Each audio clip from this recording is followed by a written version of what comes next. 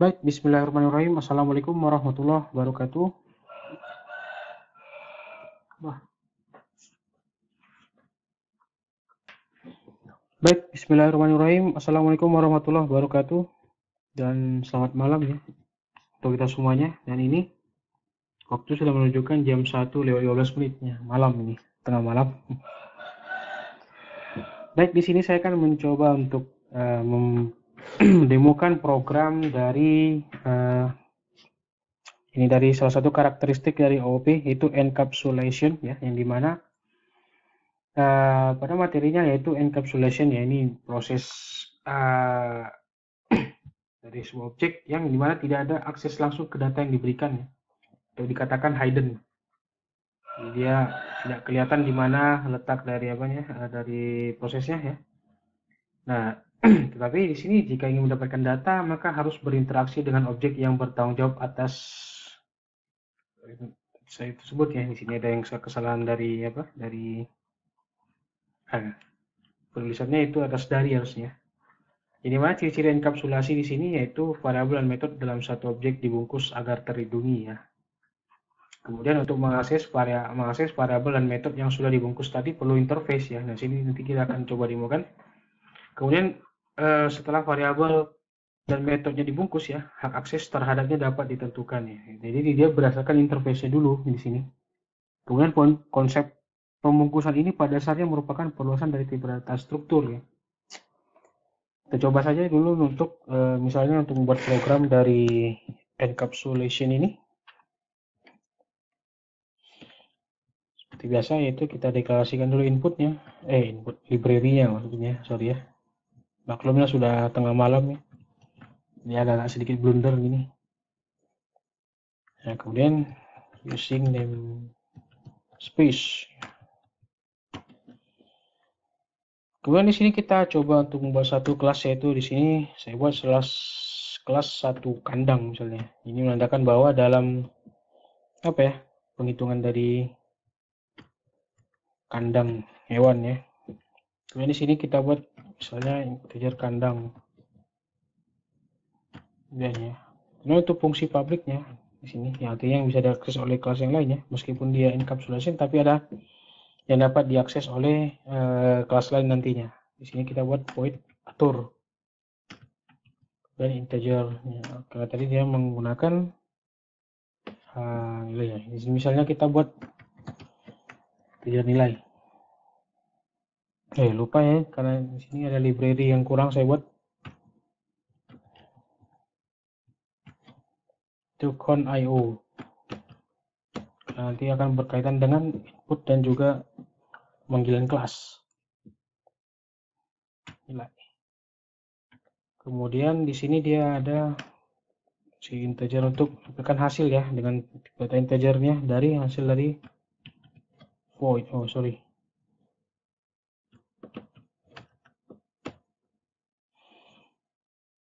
Oke, untuk kelas satu kandangnya ya. Kemudian di sini dideklarasikan kembali yaitu untuk void-nya.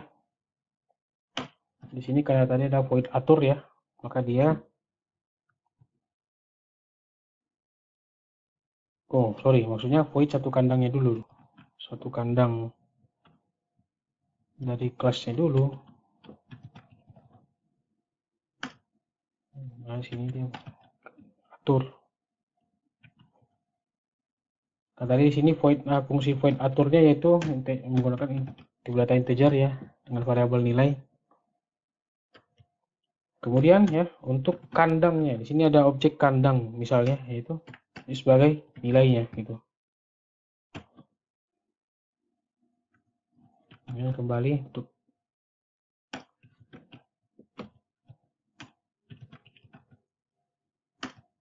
untuk kelas satu kandangnya ya untuk data integer. Jadi akan mengobjekkan itu hasilnya. Ya.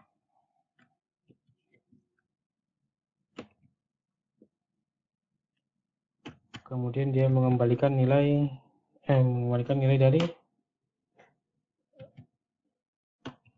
kandang.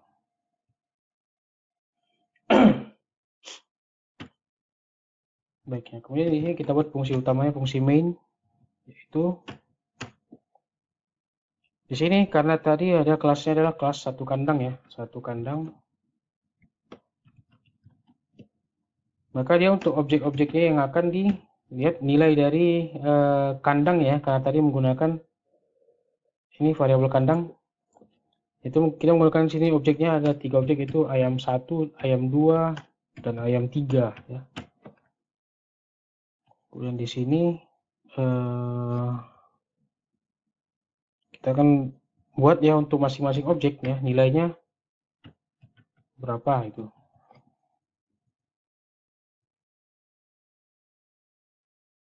Sorry ya, ayam 2, kemudian ayam 3 ya, karena ada 3 objek dari kelas satu kandang.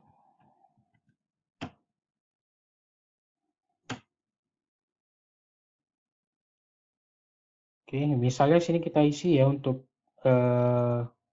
nilai dari ayam 1 misalnya 5 misalnya. Kemudian yang untuk ayam 2 nya 7, dan kemudian untuk ayam 3 2 gitu. Nah, kemudian kita coba untuk menampilkan outputnya.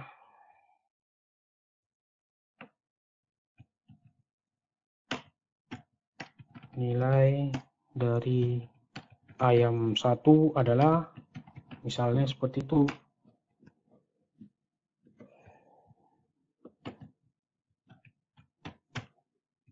Masing-masing objek kita aplikasikan untuk outputnya ya. Nilai dari ayam 2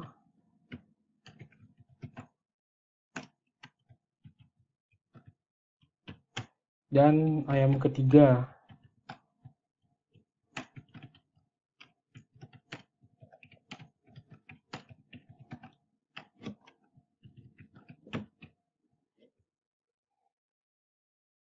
Oke, sini kita menggunakan fungsi get.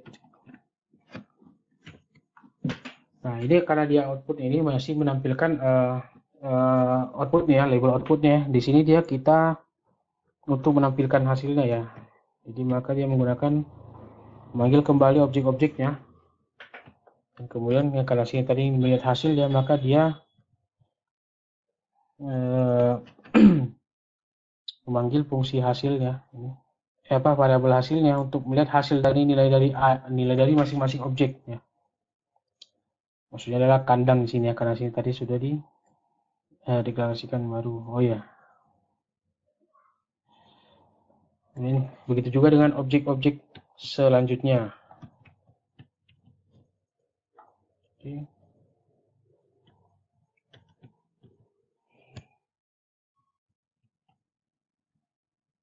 Yang lainnya tadi belum saya buat.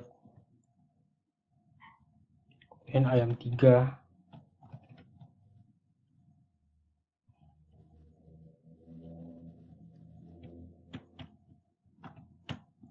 Oke.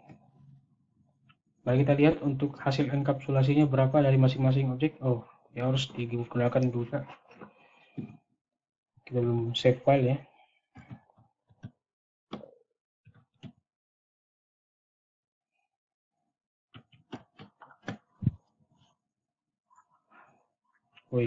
Oh ya, lupa titik koma ini. Nah, maka dari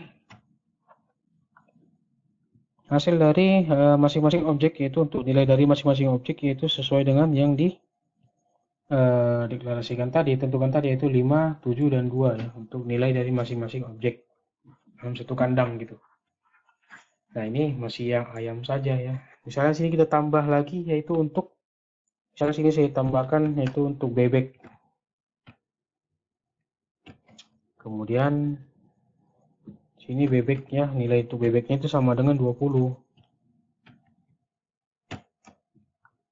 Nah, kemudian kita deklarasikan juga untuk menampilkan outputnya, nilai dari bebek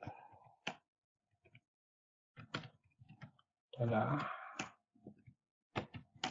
ya memanggil objek yaitu bebeknya. Karena tadi sini bebeknya sudah dideklarasikan. Cukup itu saja ya, karena tadi nilainya sudah langsung dideklarasikan di sini.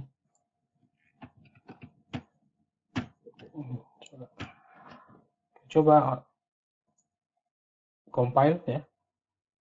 Maka dia menampilkan masing-masing nilai dari objeknya ya. Objek yang di fungsi utama yaitu nilai ayam ada 5, nilai ayam 2 ada 7, ayam 3 2, dan nilai dari bebek adalah 20 ya, sesuai dengan ini. Jadi letak enkapsulasinya di mana ya. Jadi dia karena masing-masing nilai ini ya dia tidak ada pada